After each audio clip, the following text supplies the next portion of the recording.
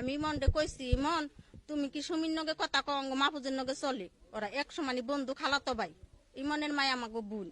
পরে কইছে খালা আমি কথা কই কিন্তু ওয়াক সাবে কই, ওয়াক সাবে কথা কই, কে ওয়াক সাবে কথা কই, ওরা তো ওয়া তত বালা না ওয়াক সাবে। তো তোমার কি এলো সুমির কাছে তোমার কোনো প্রমাণ সরমান আছে? কয় হেসে মার রাও করে না। আমি টেলা কই মাছে তরকারি দিয়ে ভাত খাবার দিছি দুজন, ওরেও আমার ছেলেরও। তারপরে আমি আবার শুনছি ফুরুস ফুরুস।